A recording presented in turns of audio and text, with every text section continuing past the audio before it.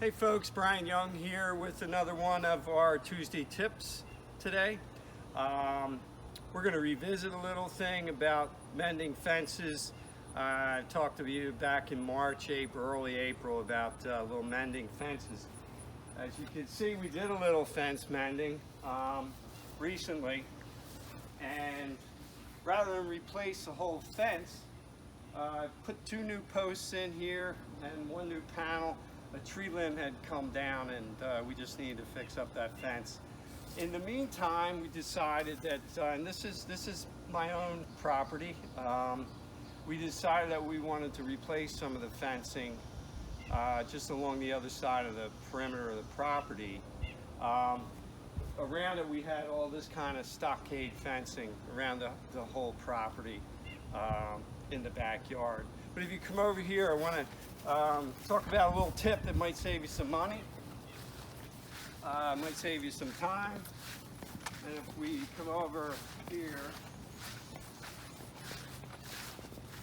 we'll go over that. So as you can see, that rather than the stockade fence, we installed a lightweight aluminum fence. And what I want to talk about is, originally when we talked to the contractor, he came out, the contractor was going to file for a permit with the township. And I was just curious what the regulations were and requirements. So I got on the township website and I discovered that we didn't necessarily need a permit to have the fence installed.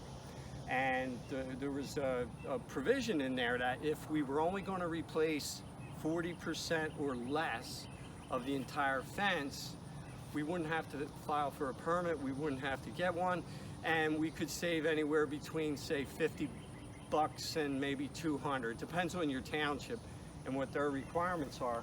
So what we did instead is we had the contractor, one thing you do have to do is you have to notify all of the utilities, and that's through it's through a third party. All you do is let the township know that you're going to be digging out along your property, and I do recommend that you do that and not bypass that. You do not have to pull a permit to do that. So what will happen is, if they know you're going to do some work, whether it's a fence or any digging on your property, third-party vendor's going to come out pretty quick, and they're going to paint. If you ever see those little flags that people have on their lawns and some paint, dotted lines, etc., that's going to mark the gas lines, water lines, and any other utility. It might be an electrical line underground. Make sure you're doing that. But as far as the permits, since we were only replacing about 35% of our fencing, we were able to save some bucks and some time in waiting for that permit to be issued, etc. So something you might want to check out. That's pretty much it for today. Just a little tip. Try and save yourself a little money, little time, maybe some aggravation. Avoid having to do that permit if you're only replacing a section of your fencing. It's got to go in the same place, basically along the same perimeter, and that's what we ended up finding out and doing. So before I go today, I want to make sure that everybody keeps us in mind. My team and I are out there. We're selling and working for sellers and buyers.